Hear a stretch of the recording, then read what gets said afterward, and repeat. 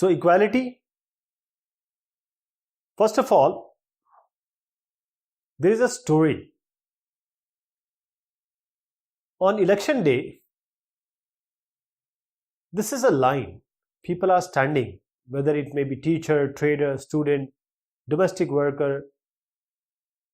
And these domestic workers were talking.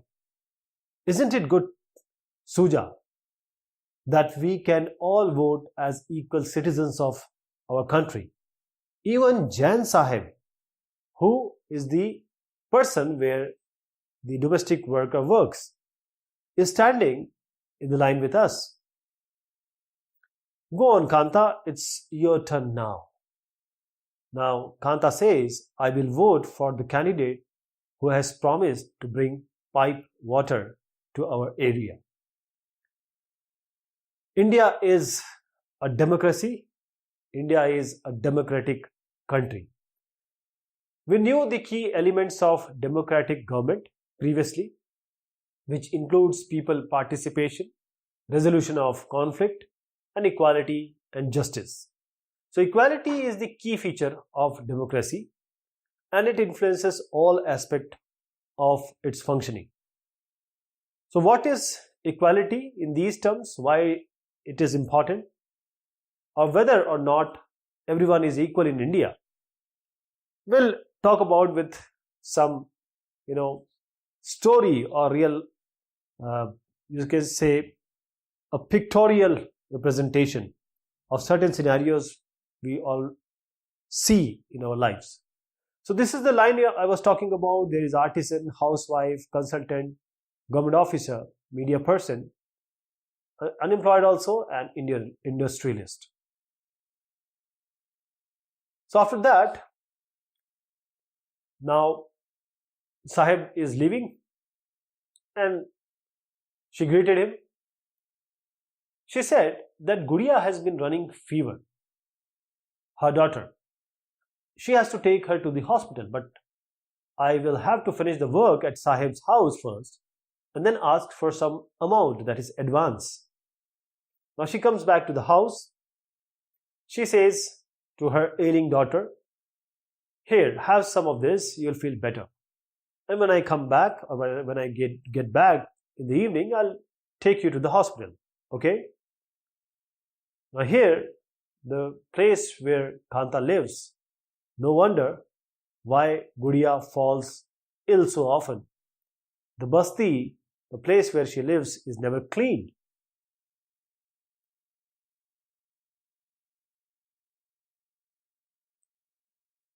After that, she went to work at Sahib's house. The woman is saying, make sure to do the corners properly. Here's your advance because she asked for it. But don't make a habit. No, madam. And then in the evening, just few more minutes, Beti. The Beti is crying. She is not well. Jan madam and Jan Sahib may stand in line to vote like Kanta, but they never had to do it while their children are sick. So equal right to vote. The story, what we saw, begins with Kanta standing in a line, in a queue to cast her vote. There are different people in the line, and Kanta also recognized her employer Ashok Jain and the neighbor Chotela. So in a democratic country like ours, all adults, irrespective of the religion they have or the education they have, what caste they are, rich or poor, they are allowed to vote. So what we saw previously, this is called as universal adult franchise, essential aspect of all democracies. Now this idea of universal adult franchise is based on equality, that from wherever or whichever background anyone comes, one has to vote or one can vote. Kanta in the morning, she was excited to vote and happy to cast a vote. She is equal to all the others because each one of them has just one vote. But as the day goes on, Kanta becomes somewhat uncertain about the equality she was thinking about. So what makes her unsure? She lives in a slum, has a drain behind her house. Her daughter is sick, but she cannot take day off from work. And then she has to borrow money from her employers to take her child to the doctor. Her job as a domestic help is tiresome. And finally, at the end of the day, she is standing in a queue. And this line she is standing is in government hospital. Unlike those people, those rich people who don't need to stand in line.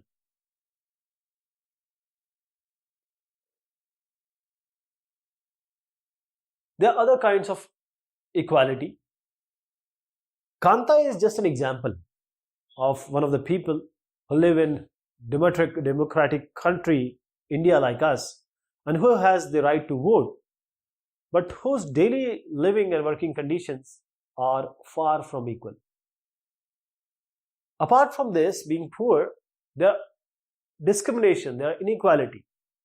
So we shall try to sum up them in the form of stories. Real life incidents are there. And this actually reflects the inequalities other from what we have seen.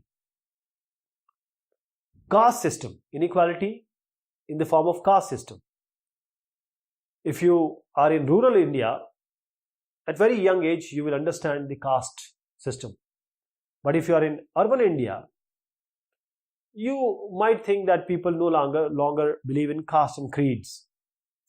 But if you see the matrimonials ad, these are matrimonial ad in leading newspaper, you will understand that even in the minds of highly educated urban Indians, this caste, creed, and the discrimination against various, you can say, stream of the society still exist. Just see, Tamil Brahmin, Iyengar, groom, this born. Now she or he, here she and he both are there. They want exactly the same growth, the same caste, and in the caste they want same subcaste like this. Dalit, there is a child, Dalit, we are trying to know about the experiences he had. Dalit is a term that the so-called lower caste used to address themselves. Dalit means broken, and by using this word, lower caste are pointing to how they were and till today seriously discriminated against. Om Prakash Valmiki is a famous Dalit writer who wrote in his autobiography, Jutan. He mentioned that I had to sit away from others in the class, that too on a floor, because the mat ran out before reaching the spot I sat on. And right near to the door he has to sit. And sometimes they would beat Valmiki without any reason.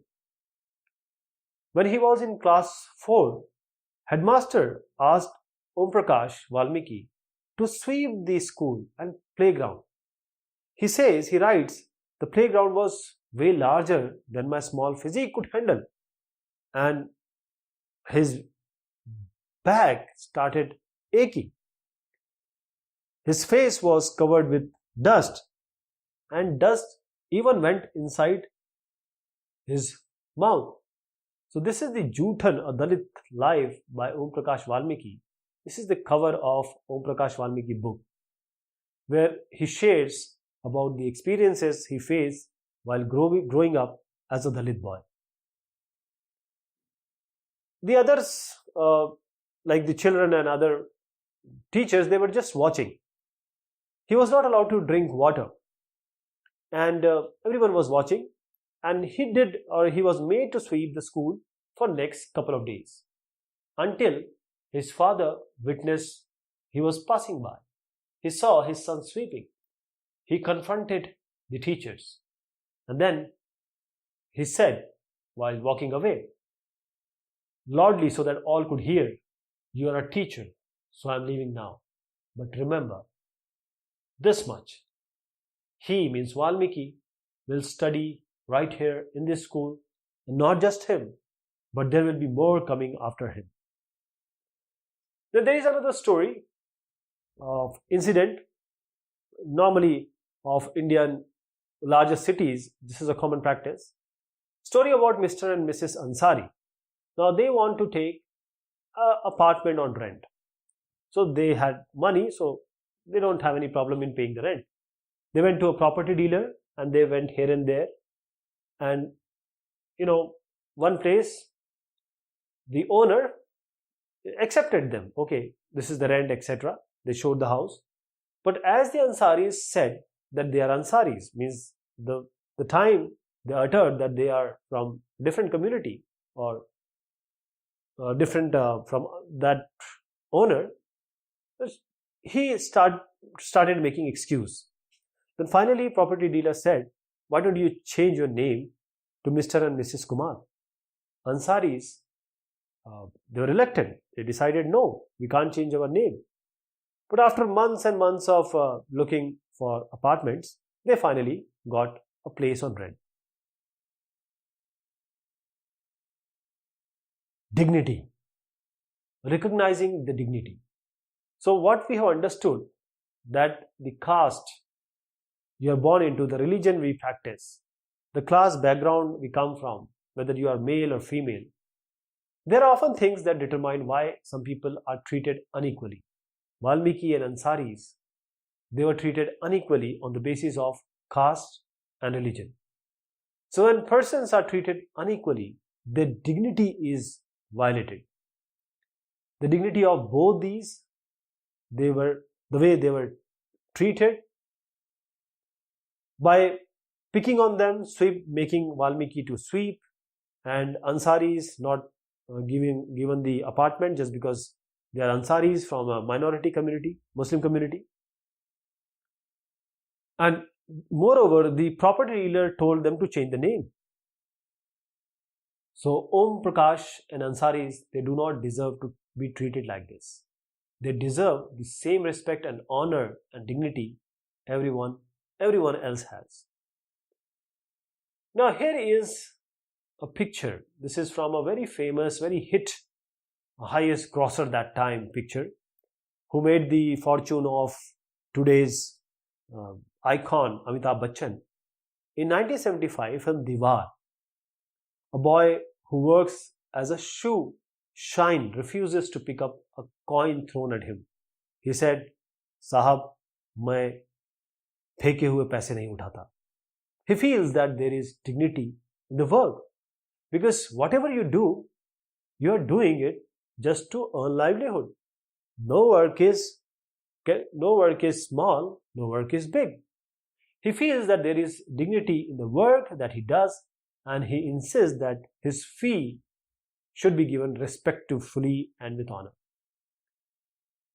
Equality in Indian democracy. We have a Bible, we have a Gita in our country that is called Indian Constitution. It recognizes every person as equal, whether it is from any gender, male, female, religion, tribe, caste, educational or economic backgrounds. They are recognized as equal under the democracy, under this constitution. There is no one unequal.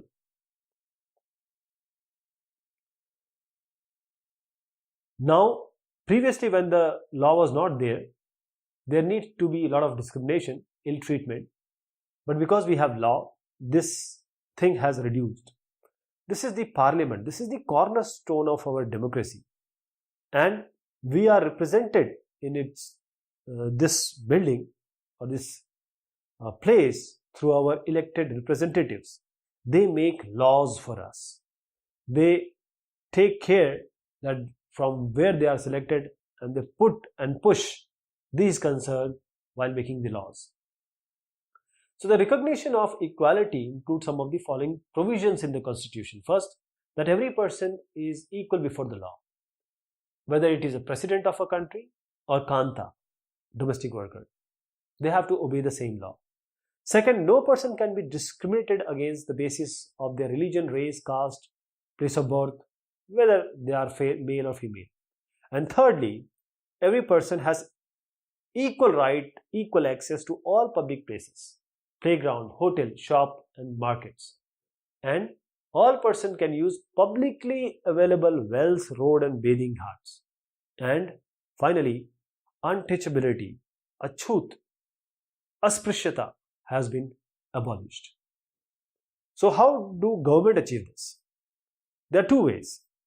First, they have implemented the equality that is guaranteed in the constitution through laws, and second, through various schemes, government programs to help the communities which are disadvantaged, like the minorities, Muslims, Dalits. There are several laws in India that protect every person's right to be treated equally. And in addition to these laws, as I said, government has floated various schemes in order to uplift these communities. One of the steps taken by the government, for example, is midday meal scheme. This is a picture of child being served or children being served their midday meal or food, lunch at a government school in Uttarakhand. So what it means is, this program introduced in all government elementary school to provide children with cooked lunch. Tamil Nadu was the first state in India to introduce this scheme in 2001. Then Supreme Court ordered other government to do it well before 6 months. And this scheme has positive effect. First is poor children. They started enrolling more and regularly attending the school. And those children who go to school for lunch, they would not return. Now they are in the school. The mothers of these children who used to come from their work and feed their children, these women, they don't no longer have this problem, you can say, of coming back, earning also and feeding them. And also this program has helped reduce the caste prejudice, because both lower and upper caste children, they eat together, and Dalit women are employed as the cook. This is how this midday meal program helps reduce the hunger of poor students who often come to school and cannot concentrate because they are empty stomach. So while the government actually plays important role in increasing quality of opportunity, there is still things are required to be done. And as we just said that how this has benefited midday meal, there are other things also which needs to be done so that the discrimination against the Ansaris and the Valmiki is not forced upon. The dignity is maintained. They are well respected. But there is, people have attitudes, the things which they learn in their house. So this will go slowly. The discrimination will go slowly. We have to work on it, and slowly we are getting rid of this. Here is B.R. Ambedkar quotes about the self-respect, what he felt, and he felt low that still the things are going on in the present community. He is the architect of the Indian Constitution. But there are issues of equality in other democracies also. We can, criticize our society, our government, but it's not the case. We need to take the responsibility. We are also the people who live in this. We make the society. So it should be in our mind that we should treat everyone, whether he is a lower community, a Dalit or a Muslim or any caste or community who is being deprived. So India is not that country. Only in United States of America, the Afro-Americans whose ancestors were the slaves brought from Africa, they continue to describe their lives today as largely unequal. This, despite the fact that there was a movement in the late 1950s to push for equal rights for Afro-American. Prior to this, African American were treated extremely unequally in US and denied equality through law. For instance, when traveling by bus, they either had to sit at the back of the bus or get up whenever there is a white person who want to sit. Rosa Parks was an African American woman. Tired from a long day, she actually refused to give a seat to a bus to a white on 1st December 1955. And her refusal that day, it started a huge agitation against the unequal ways in which the Afro-Americans were treated. And this was known as Civil Rights Movement. The Civil Rights Act of 1964 prohibited discrimination on the basis of race, religion, and national origin.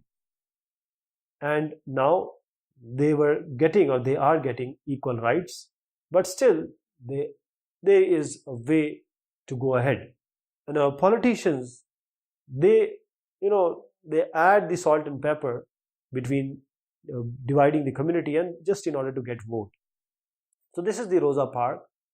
This is Rosa Parks, an Afro-American woman who changed the course of American history with one defiant act. So these are the excerpt of Article 15 of the Indian Constitution. Prohibition of discrimination on grounds of religion, race, caste, sex, or place of birth. So the state, what is written here is, the state shall not discriminate against any citizen on ground only of religion, race, caste, sex, place of birth, or any of them. No citizen shall on grounds only of religion, race, caste, sex, place of birth, or any of them be subjected to any disability, liability, restriction, or condition with regard to access to shop, public restaurant, the hotel's place of public entertainment, and the use of well, tank, bathing ghats, roads, and place of public resort maintained wholly or partly by the government. So we have certain challenge of democracy. We are still, the government is doing everything to resolve these situations, but we have to change our thinking also. And as a growing individual, you have to understand that you need to keep the dignity, valor, honor of every individual in the society. So there are certain words which we used here. So let me go through them again. Universal adult franchise. So this is very important aspect of democratic societies. This means all adult in our country, anyone who is 18 or above, attained the age of 18, citizens, they have the right to vote irrespective of their any background. They have to be Indian citizen. Dignity. This refers to the thinking of oneself and other person as worthy of respect. Then Constitution. This is a document that lays down the basic rules and regulation for people and the government of the country to follow. Then Civil Rights Movement. This is about USA. The movement that began in USA in 1950s, in which Afro-American people demanded equal rights and an end to racial discrimination.